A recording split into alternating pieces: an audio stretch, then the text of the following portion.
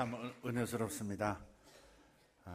첫째는 하늘에서 우리 주님께서 저와 여러분을 위해서 중보기도해 주고 계시는 걸 믿습니다. 또 내 안에 계신 성령님께서 또 우리를 위해서 중보기도해 주고 계세요. 다만 내가 그에 대한 믿음을 갖고 있느냐가 매우 중요한 것이고, 기도해 주시는 그 주파수에 따라서 내가 반응을 어떻게 보이느냐에 따라서 그 기도가 얼마나 효과적으로 풍성하게 우리의 삶에 넘칠 것인가가 결정이 될 것입니다. 주님의 기도, 성령님의 기도를 믿으시길 바랍니다. 그리고 우리도 기도자가 되어야 할 줄 믿습니다. 오늘 함께 나눌 말씀입니다. 사사기 11장 1절부터 11절까지입니다.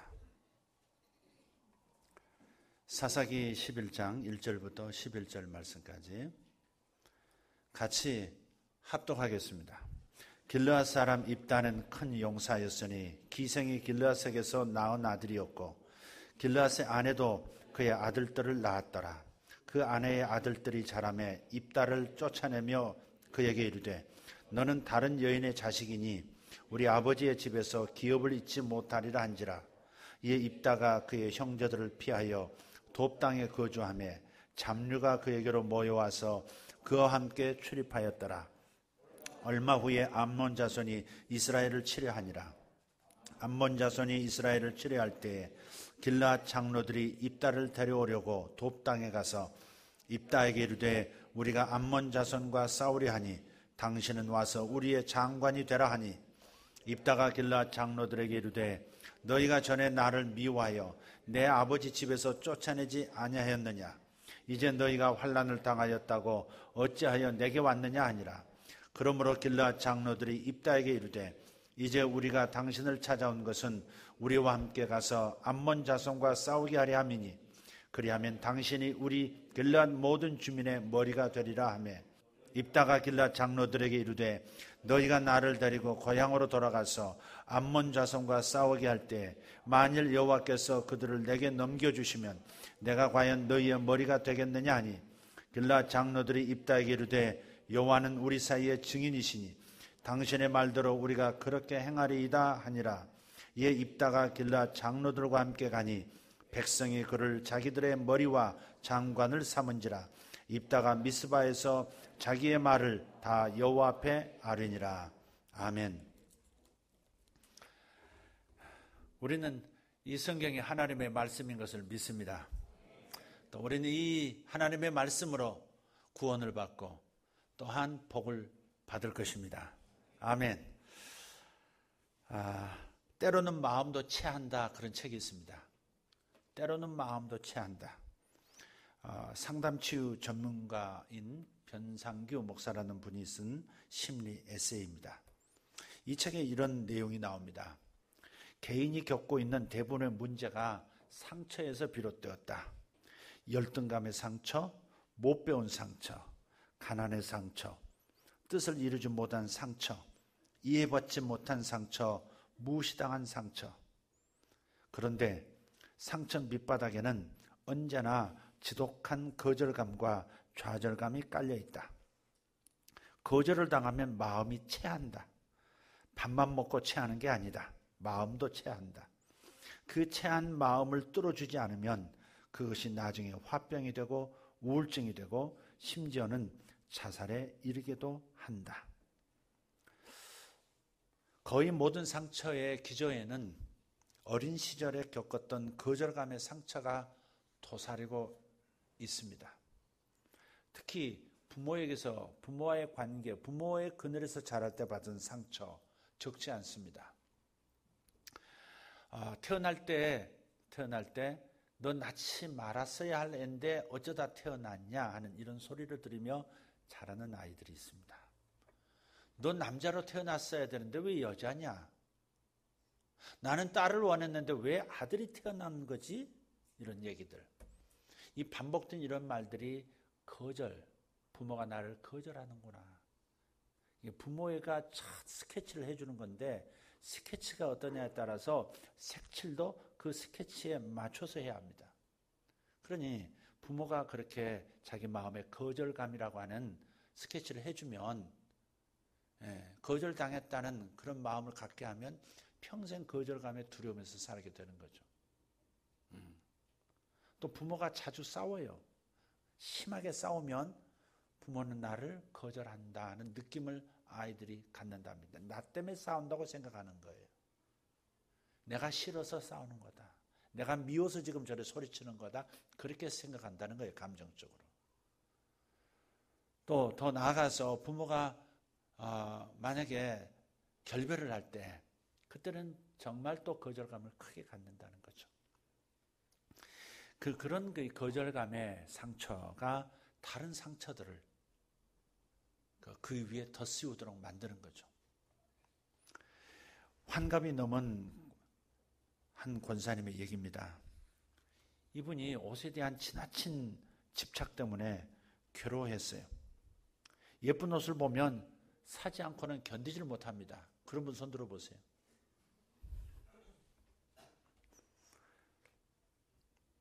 옷이 없어서가 아니에요. 바자회를 하면 많은 기증을 해도 방 하나 가득 옷이 남을 정도예요. 그래서 옷에 너무 많은 돈을 낭비하고 있다는 그 죄책감. 그 죄책감 때문에 옷을 그만 사겠다고 몇 번이고 다짐해도 마음에 드는 옷, 예쁜 옷을 보면 참지를 못하고 결심에 아무런 소용이 없는 겁니다. 이분이 이렇게 옷에 집착을 하는 데는 이유가 있었습니다. 거절감입니다. 이분이 10살 때였어요. 엄마가 아주 예쁜 블라우스 하나를 사다가 언니에게 입혀줬어요. 너무 예뻐 보여가지고 엄마 나도 사줘. 그런데 엄마는 네 언니는 뭘 사다 입혀도 예쁜데 너는 뭘 사다 입혀도 안 어울려. 그 말에 큰 거절감을 느낀 거예요. 엄마로부터 이와 같은 거절감이 평생 예쁜 옷에 대한 집착으로 나타난 겁니다. 바로 이 거절감에 대한 이해, 어린 시절에 받았던 그 거절감 상처를 치료하고 나니까 옷에 대한 집착이 사라지더라는 거예요. 좀 이상한 얘기 같습니다만은 목회자들에게서 가장 많이 나타나는 것도 거절에 대한 두려움입니다. 교인들이 자신을 거절하지 않을까? 그래서 교회에서 쫓겨나지 않을까? 두렵답니다. 최근에 어떤 목회자 한 분과 상담을 하던 가운데 이런 얘기가 있었습니다. 목사님, 저희 교회는 60년 된 교회입니다. 제가 10년 전에 청빙이 돼서 우리 교회를 담임하게 됐는데 10년에 한 번씩 우리 교회는 분란이 일어납니다. 목사님을 내쫓는 겁니다. 이 50년간, 제가 오기 전까지 50년간 꼭 10년에 한 번씩 목사님이 쫓겨나는 일이 있었습니다. 근데 제가 지금 10년째입니다. 이 목회자가 너무 불안한 모습이 역력한 거예요.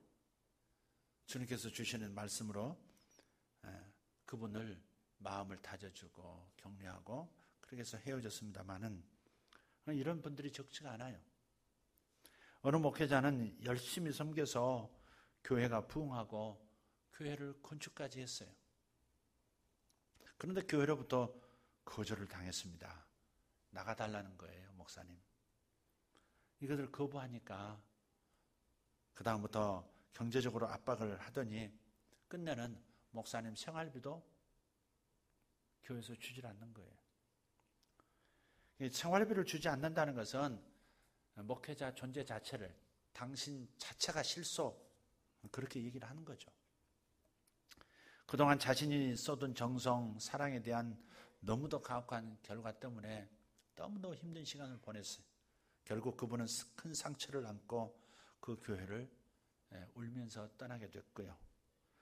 문제는 그 이후에 다른 교회로 옮겨가서도 거절에 대한 불안을 떨칠 수가 없더라는 거예요. rejection이라고 그러죠. 이 거절감. 이것을 이렇게 한번 정리해 보겠습니다. 거절감이란 과거에 거절받은 아픈 감정이 시도 때도 없이 부적절하게 작용하는 마음 상태. 그것이 거절감이에요. 그래서 거절감은 상한 마음 쓴뿌리가 되는 출발점입니다. 어려서부터 거절감을 느끼지 않도록, 젖을 물리고 거절을 뗄 때도 거절감을 느끼지 않도록 조심해야 합니다.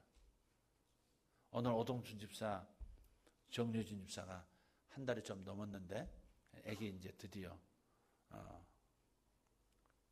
유신이라고 이름이? 알아요, 은서. 그래서 파마했네? 둘째 딸을 얻더니 파마까지 했어요. 지금 보니까. 근데 젖을 물리고 젖을 뗄 때 우리 어렸을 때는 젖을 억지로 뗐거든요. 억지로. 거기다 이제 빨간 옥도전기인가요? 뭐야? 아까전기. 엄마 젖꼭지에다 그걸 발랐다고요. 색채가 뻘겋죠. 갑자기 다른 자기가 물던 젖꼭지가 아니죠. 일단 물어보면 또 쓴맛이 나죠. 그러니까는 애들이 젖을 떼고 그런 식으로 젖을 떼고 말이에요. 이런 것까지도 사실은 거절감을 안겨준다는 거죠.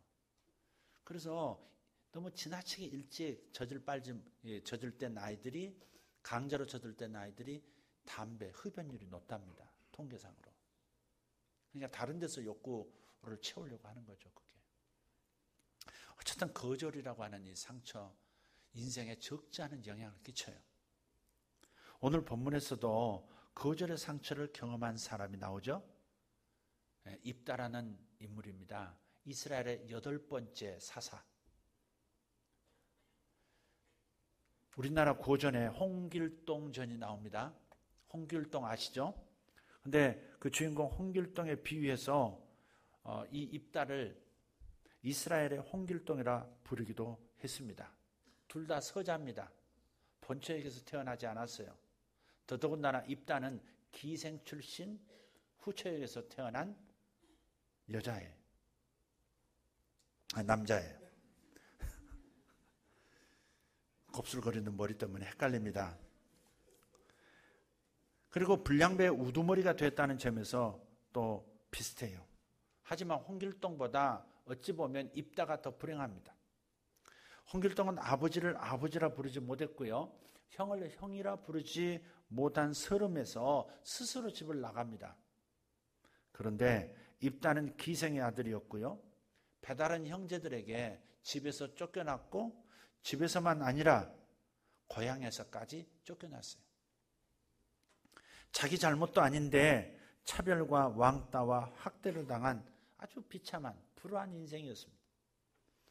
그래서 그들을 피해서 고향이 길랏 라못인데 그 훗날에 그 길랏 라못에서 아합이라는 악한 왕이 죽죠. 그 길랏 라못에서 멀리 떨어진 돕이라고 하는 지역으로 갑니다.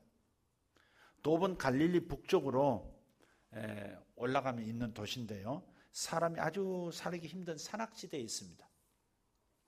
이렇게 쫓겨난 한심한 처지인 그에게 성경은 잡류들이 모였다 그랬어요. 쉽게 말하면 잡것들이 모였다. 잡류 발음이 어려우니까 잡것들이 모였어요. 그리고 그는 그들의 우두머리가 됐습니다. 여기서 잡류는 할 일이 없는 사람들, 우리말로 백수건달. 백수건달은 얌전한 표현이에요. 불량배들. 그런 셈이에요. 단어의 뜻이 이렇게 부정적이고요. 또 그렇게 이해하고 있는 분들이 많습니다만은 아마 입다와 비슷한 처지에 있는 사람들을 잡류라고 한 것 같아요. 주류가 되지 못한 사람들. 다윗이 사울 왕을 피해서 다닐 때 그를 따르던 사람들과 비교할 수 있습니다. 다윗이 장인의 그 칼날을 피해서 도망자가 됐을 때 아둘람 굴로 피신을 하죠.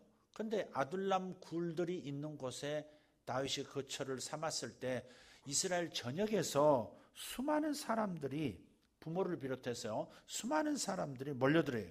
약 400명이 모였다고 하는데 그래서 이 다윗이 그들을 이끄는 지도자가 됩니다. 그런데 사무엘상서 22장 1절 2절에 보면 그를 따랐던 사람들은 주로 환난당한 모든 자, 또 빚진 모든 자, 또 마음이 원통한 자, 그렇게 표현되어 있어요. 다시 말해서 주류 사회에서 쫓겨난 사람들, 아웃사이더들입니다. 입다를 따른 잡류 또한 이와 비슷한 사람들이었을 거예요. 자신처럼 차별과 왕따로 사회에서 거절을 당해서 오갈 데 없는 사람들, 사회의 안전망 가운데서 벗어난 사람들을 받아들여서 함께 가족 같은 공동체를 이루고 살면서 그들의 지도자가 된 겁니다. 아무튼 입다를 둘러싼 환경은 태어나면서부터 계속해서 최악의 환경인 거예요. 그럼에도 불구하고 본문은 그를 가리켜서 큰 용사였다라고 말씀하고 있어요. 1절에 보면 큰 용사. 그러면 그가 어떻게 큰 용사가 될 수 있었을까? 어떻게 존경받는 히어로가 될 수 있었겠는가 하는 거예요. 이것이 우리의 관심사예요. 흔히 시련이 사람을 만든다고 말을 합니다. 그래서 예로부터 큰 인물들 중에는 남달리 많은 삶의 역경과 고난을 겪은 사람들이 있습니다. 맹자의 글 고자장구 하편 15장에 이런 말이 있습니다. 천강강대 임어사이냐, 하늘이 장차 큰 일을 맡기고자 하는 사람에게는 필선 노기심지, 먼저 그 마음과 뜻을 괴롭게 하고 고기 근골, 마디가 꺾어지는 고난을 당하게 하며 아기체부, 그 육체를 줄이게 하고 궁핍기신행, 그 살림을 궁핍하게 하고 분란기소위, 그 하는 일마다 어지럽게 한다. 시고 동심인성, 이는 그의 마음을 두들겨서 참을성을 길러주어 증익기소불능, 지금까지 할 수 없었던 일도 할 수 있게 하기 위함이니라. 큰 사명이 있는 사람은 엄청난 역경과 고난을 겪게 한다, 그런 뜻이죠. 일반적으로 사람들은 이런 큰 역경 속에서 두 가지로 반응합니다. 하나는 역경 앞에 그냥 무릎을 꿇어버리는 거고요. 또 하나는 그것을 뚫고 일어서는 겁니다. 그 역경을 일어서는데 자신을 성장시키는 그런 발판으로 삼는다는 겁니다. 오늘 성경에 나온 입다가 바로 그런 사람이죠. 앞에서 말한 대로 그는 자신의 인생을 포기하고 사회의 암적 존재가 될 수 있는 조건을 두루두루 갖추고 있었어요.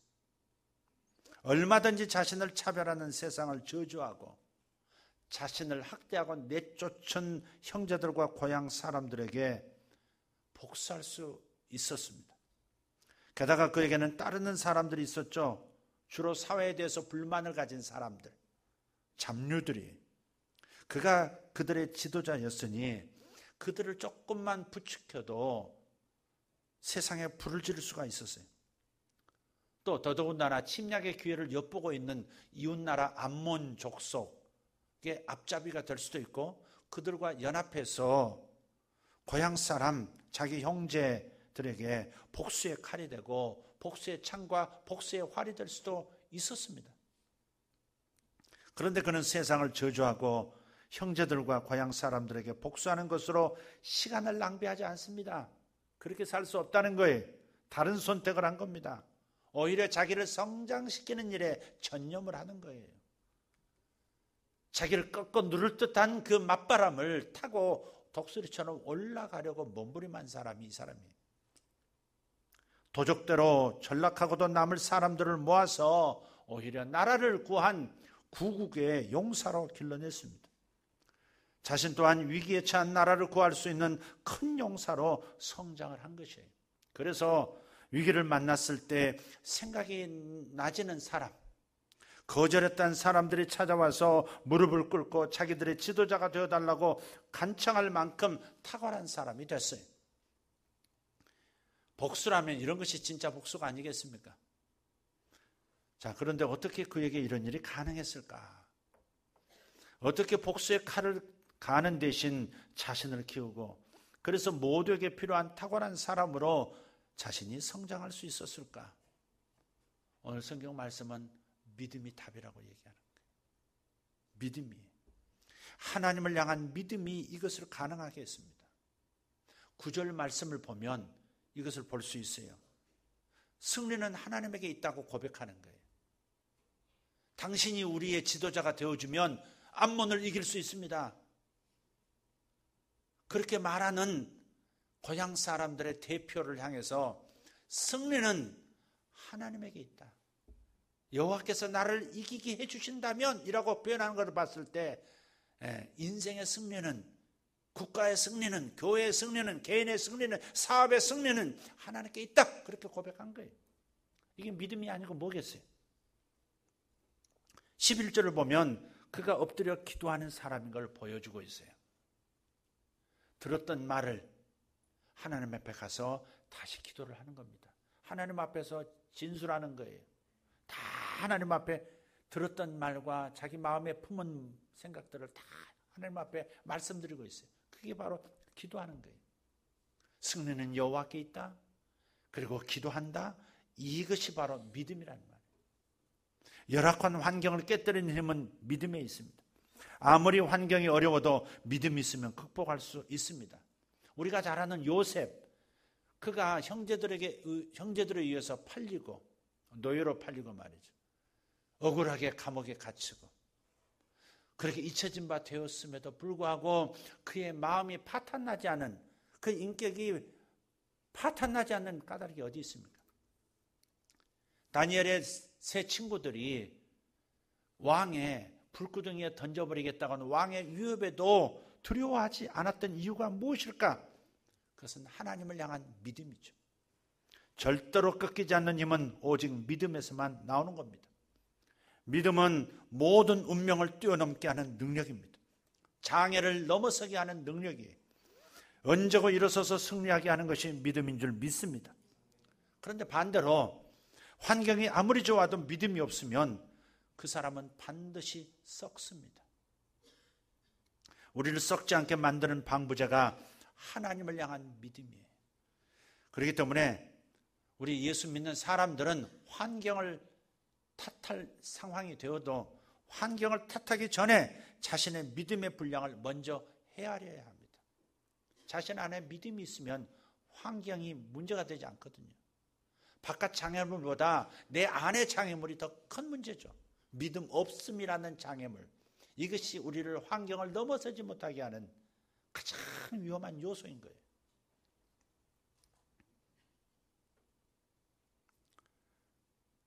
입다라고 하는 이름은 하나님이 열다 그런 뜻이에요. 입다 뜻이 뭐라고요? 하나님이 여신다. 입다는 사방이 꽉 막히고 굳게 닫힌 인생이었습니다. 그런데 하나님께서 그의 인생을 열어주셨어요. 하나님께서 열어주시니까 기생의 아들이 큰 용사가 되는 거예요. 영웅이 되는 겁니다. 그 시대에는 절대로 있을 수 없는 일이에요. 여기 용사라고 하는 구약에서만 얘기하는 게 아니에요. 신약성경 히브리서에 가서 보면 거기에 믿음의 영웅들의 전당이 나와요. 쭉 보면 믿음의 선조들에 대해서 쭉 얘기를 하는데, 호명하는데 그 중에 입다가 들어가 있어요. 네, 믿음의 영웅, 이스라엘의 영웅 중에 입다가 들어간다는 말이에요. 그 시대에는 절대 있을 수 없는 기생의 아들이 율법으로도 안 되는 거예요. 절대 영웅이 될 수가 없어요. 이스라엘의 지도자가 될 수 없고 인정될 수가 없어요. 기록될 수도 없어요. 그런데 기록이 됐고 인정이 되고 있는 거예요. 신약 시대의 성도들에게까지 위대한 인물로 칭송이 되고 있는 까닭, 그것은 바로 믿음이에요. 하나님께서 열어주시니 그렇게 된 거예요. 형제들에게, 고향 사람들에게 내쫓긴 그를 위기에서 생각이 나는 사람이 되게 하셨습니다.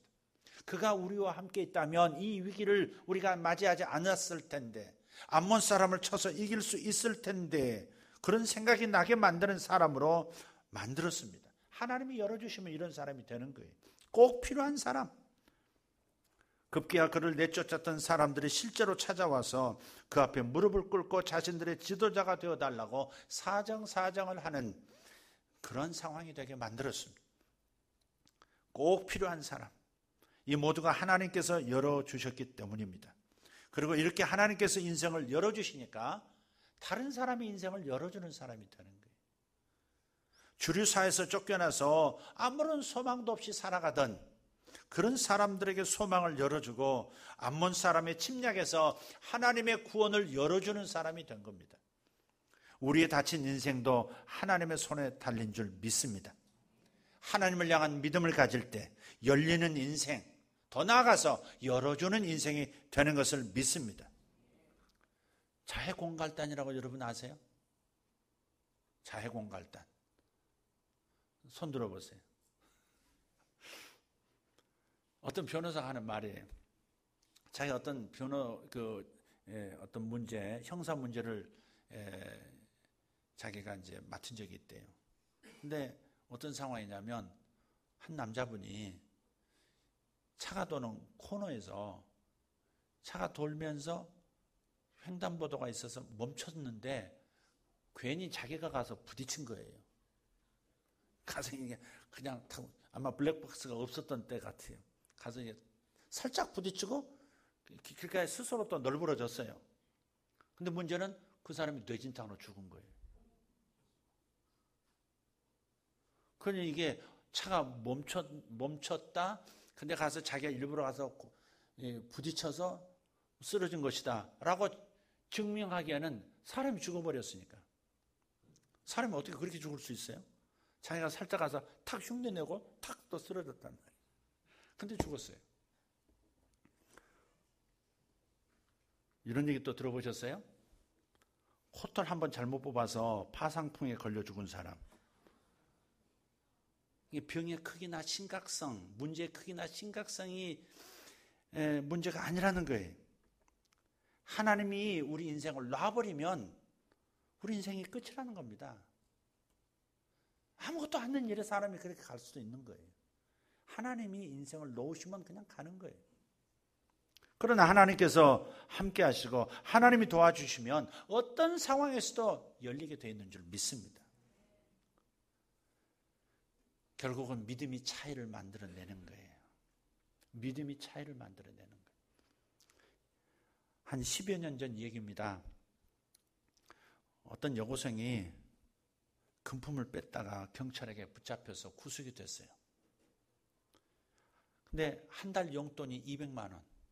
10년 전 여고생 한 달 용돈이 200만 원이 되는 그런 재벌에 속하는 준재벌 집안의 딸인 거예요. 그런데 그것이 모자란다고 강도짓을 한 겁니다. 이 언론에 오르내리는 이 얘기를 듣고 어느 중학생이 편지를 이 여고생에게 보냈어요. 편지 내용이 이렇습니다. 언니에게, 나는 7평짜리 임대 아파트에 사는 중학생이야. 우리 아버지는 사업을 하다가 실패해서 몇 년 전에 자살을 했어. 그 후에 지하도에서 우리 식구들이 노숙을 하다가 재개발 지역에 임대 아파트가 나서 월세 4만 원을 내고 살고 있어. 어머니는 우리를 키우기 위해서 피까지 빼서 파신 적도 있어. 하지만 언니, 우리는 신앙으로 살았어. 그 덕택인지 몰라도 이런 좋지 않은 상황에서도 오빠는 명문대학에 합격했고 나도 초등학교를 1등으로 졸업했어. 언니는 너무나 좋은 환경에서 자라고 있는 것 같아. 그러니 마음을 돌이키고 성실하게 살아가면 밝은 미래가 있을 거야. 언니 기도할게. 절대로 좌절하지 마. 참 아름다운 편지죠. 한 사람은 부러울 것이 없이 다 갖추고 살면서도 막가는 인생, 소망 없는 인생을 살고요. 한 사람은 월세 4만 원짜리 임대 아파트에 살면서도 소망이 있습니다. 무엇이 이런 차이를 만들어내는 것일까? 무엇이 이렇게 다른 삶을 살게 하는 것일까? 결국 믿음입니다. 하나님을 믿는 믿음. 믿음이 환경에 눌리지 않는 인생을 만들었습니다. 가진 것은 없지만 하나님을 향한 믿음이 가득한, 이 소망 가득한 인생을 꿈꾸게 만든 것입니다. 믿음은 절망의 먹구름 속에서도 소망의 별을 보게 하죠. 그 소망을 보고 다시 일어서게 하고 다시 도전하게 하고 그래서 마침내 이기고 마는 인생이 되게 하는 것, 그것이 믿음입니다. 방금 말씀드렸던 4만 원짜리 임대 아파트에 사는 중학생과 입다가 그 증인입니다. 어떤 분들은 그런 얘기를 해요. 저는 믿음이 없는 것 같아요. 저는 구원의 확신이 없어요. 아무리 봐도 저분은 예수님을 영접한 분이고 주님을 따랐던 분이고 주님을 지금도 믿고 힘겹지만 걸어가고 있는 분인데 나는 구원받은 것 같지가 않아요. 이렇게 얘기하는 게 있어요. 그런데 진단해 보면 자기의 믿음의 확신이 없는 분들, 하나님에 대한 믿음이 없는 분들, 그것은 믿음이 없다가 아니라 믿음이 희미해진 거더라고요. 일상에서 매일매일 주님을 모시고 살아야 되는데 주님을 잊고 사는 거예요. 일할 때 잊고 살죠. 친구 만나서 커피 마시며 얘기할 때 주님은 싹 의식에서 빼고 그냥 즐기고 있죠. 밥 먹을 때 주님을 잊고 있죠. 놀 때 잊고 있죠. 순간순간을 주님과 함께 하지 않고 주님을 의식에서 빼놓고 마음에서 밀어내놓고 그저 자기 혼자 살아가고 있는 것이 반복되기 때문에 결국은 하나님이 희미해지는 것이고 자기 믿음도 자기 구원도 희미해지는 거예요. 좋은 일 있을 때도 슬픈 일이 있을 때도 기쁨이 있을 때도 괴로움이 있을 때에도 주님을 초청해서 주님과 함께 생각하고 주님 앞에서 마음을 살피고 진술하고 기도하고 나아가면, 그리고 즐거운 일이 있을 때도 주님과 함께 즐거워하는 마음을 가지면 그의 믿음이 희미해지지 않을 텐데, 하나님을 향한 믿음이 흐려지지 않을 텐데, 일상에서 매일매일 작은 일상 속에서 하나님을 놓치고 사니까, 예수님을 모시고 살지 않으니까 덕하니 어느 날 자신은 믿음이 없는 사람, 하나님이 없는 것처럼 느껴지는 사람이 되고 마는 거예요. 분명히 그 안에는 생명의 씨앗이 있죠. 영생의 씨앗은 분명히 있습니다. 그런데도 하나님이 없는 것처럼, 하나님을 몰랐던 사람처럼 느껴지는 때가 있다는 거죠. 그것은 일상, 매일매일 작은 일, 큰 일 속에서 하나님과 함께 생각하고 하나님과 함께 즐거워하고 하나님과 함께 슬퍼하지 않기 때문에 그렇습니다. 슬플 때도 하나님과 함께 슬퍼하는 거죠. 주님의 마음을 생각하면서, 괴로울 때도 답답할 때도 주님과 함께 그 상황을 보내는 것이죠. 그럴 때 믿음은 굳건해지고 입다 같은 인생, 이 중학교 4학년 4만 원짜리 임대 아파트에서 사는 이 어여쁜 믿음의 딸과 같은 이런 삶을 살게 되는 거죠. 우리가 가져야 할 중요한 스펙이 있습니다. 아니, 유일한 스펙입니다. 그것이 바로 믿음이에요. 이런 스펙 저런 스펙 자랑하고 만들어가고 하기에 앞서서 믿음의 스펙이 있어야 돼요. 이 소중한 믿음을 우리 자녀들에게 물려주고 또 그것을 갖도록 해야 합니다. 그래야 인생이 수많은 위기와 어려운 환경 속에서, 어려운 역경 속에서 이길 수 있는 인생이 되는 것을 믿습니다. 오늘 전 여러분에게 권하고 싶습니다. 하나님이 여러분을 열어주시는 인생으로 만들고 싶어 하신다는 사실을 믿으시길 바랍니다. 여러분이 하나님을 자꾸 마음에 모셔드리세요. 예수님을 자꾸 부르세요. 일하시면서 부르시고, 먹으면서 즐기면서 힘들어하면서도 예수님을 부르세요. 그때 여러분의 믿음은 견고해질 것이고, 그 믿음 스펙이 여러분을 실제 열어진 인생이 되게 할 것이고, 더 나아가서 자녀의 삶을 열어주는 인생이 되게, 사랑하는 사람들을 열어주는 인생이 되게 하는 역사가 일어나게 하는 것입니다. 이 믿음을 받으시길 바랍니다. 열리는 인생 되시길 바라고 열어주는 인생 되시기를 축복합니다. 기도하십시다. 들으신 말씀 기억하면서 한 1, 2분 동안 기도했으면 좋겠습니다. 여러분, 거절감을 치유해달라고 기도하십시오. 이따 목장 모임에서도 같이 나누시고 기도하십시오. 여러분의 거절감의 정도가 어느 정도인가?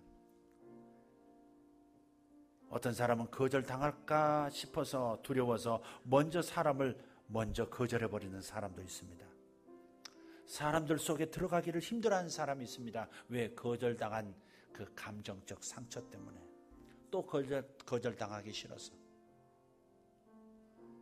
부모에게 거절당했던 그 상처가 직장에서도 이어지고 학창시절에도 이어지고 결혼 생활에도 이어지고, 그래서 미리부터 자신이 기선을 잡으려 하고 거절당하는 상처를 당하고 싶지 않아서 뿌리 깊은 이 거절감이 어느 정도인지 여러분 자신을 살피시고 주님 치료해달라고 기도하십시오. 그리고 거절감을 이겨낼 수 있는 방법은, 긍정적인 적극적인 방법은 입다처럼 믿음을 갖는 것입니다. 하나님을 믿는 믿음. 하나님이 내 인생을 열어주실 것이다. 하나님이 내 인생을 열고 계신다. 그래서 나도 다른 사람의 인생을 열어주는 인생이 될 것이다. 이 믿음을 여러분 놓지 말기를 바랍니다. 주님, 믿음의 스펙을 쌓게 도와주시옵소서. 하나님을 순간순간 믿는, 어떤 경우에도 믿는 믿음의 스펙이 쌓이게 도와주십시오. 이것들을 이 시간 기도할 수 있기를 바랍니다. 다 같이 통성으로 기도하겠습니다. 하나님 감사합니다. 오늘 하나님 열어주시는 사람, 열어주시는 인생에 대해서 아버지 함께 말씀을 나눌 수 있도록 도와주셔서 감사합니다. 아버지, 내 영혼 가운데 하나님 거절감의 상처가 얼마나 더 남아있는지 모르겠습니다. 주님, 거절감이 제 안에 있다면 주님 보여주시옵소서. 주님, 제가 객관화시킬 수 있도록 도와주시옵소서. 그 거절감을 주님 앞에 내어놓고 치료받게 하시고, 주님 오직 입다처럼 아버지 여러 가지 거절감의 상처 속에서도 아버지 하나님을 믿음으로 소망을 가지고 일어설 수 있는 믿음의 영웅이 되기를 원합니다. 아버지, 내 자신을 넘어서야 세상을 넘어설 수 있습니다. 주님 도와주십시오. 제가 제 자신을 제대로 들여다보고 제대로 넘어서야 내가 내 인생을 넘어서는 인생, 열려진 인생, 열어주는 인생이 되게 할 수 있습니다. 하나님 도와주십시오. 성도들을 치료해 주십시오. 저들의 깊은 거절감의 상처들, 아버지 하나님 자녀들의 상처들을 치료해 주시고 아버지 성도들의 상처를 치료해 주십시오. 주의 기름 부으심으로 깨닫게 도와주시고 아버지 하나님 자신이 얼마나 거절감의 상처의 사람인지, 얼마나 덕지덕지 다른 상처들을 거절감 위에 덧씌웠는지 보게 해주시고 아버지 이것으로부터 자유할 수 있도록 믿음을 갖게 해주시옵소서. 주님 감사합니다. 머리마다 아버지 깨닫는 마음을 주시고 가슴마다 하나님 열려진 가슴 되게 해주셔서 오직 믿음이 충만해지게 하시고 입다처럼 일어서게 해주시옵소서. 아버지 그 어여쁜 믿음의 여중생처럼 일어서게 하여 주시옵소서. 우리의 청년 세대들이 하나님 거절감의 상처 속에서 소망을 가지고 일어서게 해주시옵고 아버지 하나님 열어주시는 하나님을 믿게 도와주시옵소서. 인생을 열어주시는 하나님과 동행하게 도와주시옵소서. 이번 주간도 열어주시는 것을 믿습니다. 다음 주간도 열어주실 것을 믿습니다. 아버지 다음 달도 열어주시고 그 다음 달도 열어주시고 2015년을 열어주시고 2016년도 인생 내내 열어주시는 하나님으로 아버지 함께해 주실 것을 믿습니다. 귀하신 하나님 감사합니다. 귀하신 하나님 감사합니다. 주님 감사합니다. 하나님이 열어주시는 사람, 하나님이 열어주시는 사람, 그 사람이 저에게를 원합니다. 예수님 이름으로 기도하옵나이다. 아멘. 찬송가 342장입니다.